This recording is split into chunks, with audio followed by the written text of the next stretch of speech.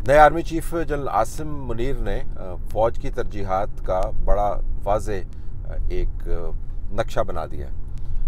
एक दौरा उन्होंने किया पाकिस्तान के मशरक़ी बॉर्डर्स की तरफ लाइन ऑफ कंट्रोल पर। दूसरा दौरा उनका पाकिस्तान के नॉर्थ वेस्टर्न बॉर्डर की तरफ है जो अफ़गानिस्तान के साथ लगता है। और दोनों जगहों पर जो विजुअल्स हमारे सामने आए और जो उन्होंने बातें की, उससे पता चलता है कि पाकिस्तान की फ़ौज की नई क़यादत पाकिस्तान के ख़तरात को कैसे देख रही है। इसके अंदर आपको कोई गैर रिवायती सोच नज़र नहीं आती। फ़िलहाल रिवायती सोच पाकिस्तान की यही रही है कि पाकिस्तान को दो महाज़ों पर ख़तरात का सामना है। मशरक़ी महाज़ पर रवायती हरीफ हिंदुस्तान से और मगरबी महाज़ पर अफ़गानिस्तान के हालात से और उन हालात से जुड़े हुए जो दहशतगर्दी के नेटवर्क्स हैं उनसे।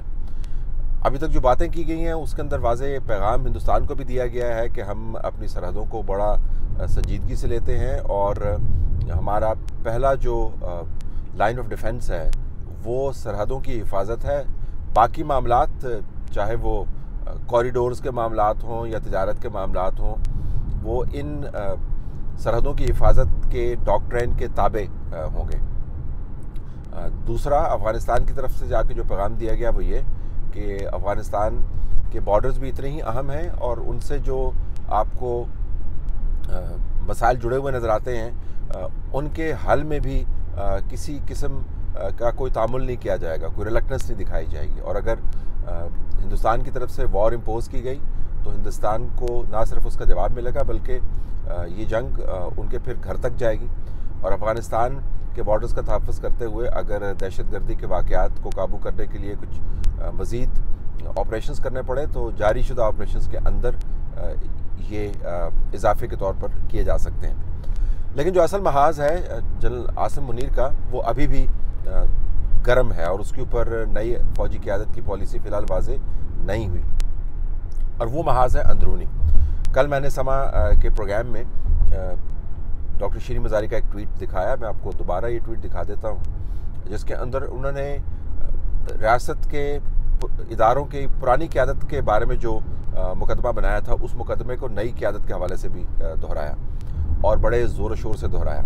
और जो इल्ज़ामात लगाए उसके अंदर उन्होंने हुकूमत का जिक्र नहीं किया। उसमें उन्होंने बताया कि किस तरह रियासत के इदारे अवाम के ख़िलाफ़ खड़े हैं, रियासत के इदारे पाकिस्तान तहरीक इंसाफ के ख़िलाफ़ साजिशें करते हैं। इमरान खान पर जो इक़दाम कत्ल था उसके मुहर्रकात को भी उन्होंने रियासत और पाकिस्तान तहरीक इंसाफ के दरमियान उनके ख़्याल में जो चपकलिश चल रही है उसके साथ जोड़ा।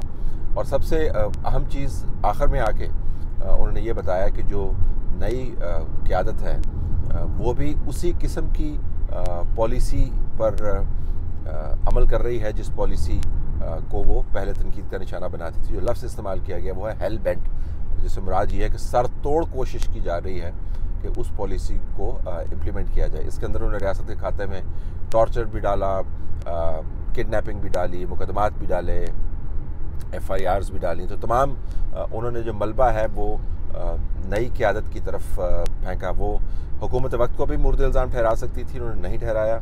उन्होंने नई क़यादत के हवाले से ये बयानिया डेवलप किया। दूसरा जो बयानिया डेवलप हो रहा है वो सियासी महाज पर डेवलप हो रहा है जिसको फवाद चौधरी जैसे लोग लीड कर रहे हैं। वो बता रहे हैं कि दहशतगर्दी किस तरह बढ़ रही है और दहशतगर्दी के वाक़यात से पाकिस्तान अंदरूनी तौर पर अदम इस्तेहकाम का शिकार हो सकता है। जल्दी से नए इंतखाबात कराएँ, मुस्तहकम हुकूमत आए और हम इन मामलात के ऊपर फोकस करें।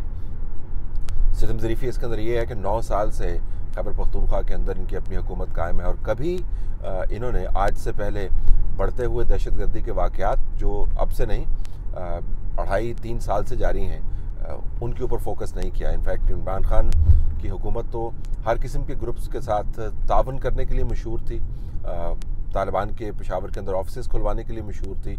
लेकिन जब हालात ख़राब हुए तो चश्मपोशी की गई, उसके ऊपर पर्दा डाला गया और उसके बाद बताया गया कि ये तो बुनियादी तौर पर रिजीम चेंज का नतीजा है और अब आपको एक नई हुकूमत चाहिए इंतखाबात के ज़रिए।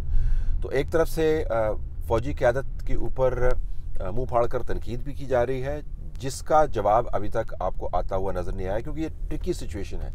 एक मरतबा अगर आपने जवाब देना शुरू कर दिया तो फिर उसके बाद जिसको कहते हैं स्लिपरी स्लोप, यानी आप फिर फिसलते चले जाएंगे और वो लोग जो आपको अंदरूनी मामलात के अंदर धकेलना चाहते हैं, उन लोगों का एजेंडा जो है कंप्लीट हो जाएगा। लेकिन अगर आप जवाब नहीं देते तो मुंह फाड़ कर तनकीद जो है वो फ़ौजी मोरल के ऊपर भी असरअंदाज होती है, वो फ़ौज को मुतनाज़ा भी बनाती है और नई क़यादत के पास जो गुडविल है उसको भी बहुत जल्दी ख़राब कर देती है। दूसरी तरफ इंतखाबात की डिमांड मुसलसल की जा रही है और इसरार किया जा रहा है कि किसी न किसी तरीके से फ़ौजी क़यादत इंतखाबात के लिए माहौल पैदा करे। इसमें भी आपको एक सितम ज़रीफ़ी नज़र आएगी। साथ ये भी बताते हैं पाकिस्तान तहरीक इंसाफ के ज़ोमा कि किस तरह इमरान खान ने मार्शल लॉ लगवाने की जो साजिश पाकिस्तान मुस्लिम लीग नून कर रही थी उसको स्कटल किया और तदब्बर के साथ हालात इतने ख़राब नहीं होने दिए कि मार्शल लॉ लग जाए। अब जल्दबाज में मार्शल लॉ लगाना चाहते थे, नहीं लगाना चाहते थे, ये एक अलहदा बहस है, उसको मैं टैकल करूँगा किसी और स्टेज के अंदर। लेकिन सितम ज़रीफ़ी इसके अंदर ये है कि दूसरे ही जुमले के अंदर वो कहते हैं कि फ़ौज को इंतखाबात के लिए माहौल बनाना चाहिए। तो एक तरफ फ़ौज को सियासत से दूर रखना चाहते हैं, दूसरी तरफ निज़ाम को इस्तेमाल करना चाहते हैं फ़ौज की मदद से। लेकिन ये जो इंटरनल चैलेंज है ये जनरल आसिम मुनीर के लिए सबसे गंभीर चैलेंज है। बॉर्डर्स को आप मैनेज कर सकते हैं, बॉर्डर पार पैगाम आप भिजवा सकते हैं, लेकिन अंदरूनी तौर पर जो बदतरीन डिवीजन्स आपको नज़र आती हैं, जो बदतरीन तनाज़ात आपको नज़र आते हैं, जो वर्सा जनरल बाजवा की पॉलिसीज़ छोड़ के गई हैं और जिस किस्म का माहौल बन गया है, उससे अगर आप नहीं निपटे तो बॉर्डर सिक्योरिटी पाकिस्तान की कौमी सलामती के लिए सिर्फ काफ़ी नहीं होगी। तो अगला चैलेंज और असल चैलेंज अंदरूनी महाज है, जिसके अंदर मईशत को भी डिस्कस करना चाहिए, लेकिन बुनियादी तौर पर मईशत का ताल्लुक भी सियासत से है। तो सियासी तौर पर फ़ौजी क़यादत का रिस्पॉन्स क्या होगा, इसके ऊपर अभी हमें ना कोई बयान नज़र आता है और ना ही कोई रिफ्लेक्शन नज़र आती है। आई एम श्योर इसके ऊपर बातचीत हो रही होगी अंदर खाने, लेकिन ज़ाहरन लगता ही है कि फोकस बॉर्डर्स पर है।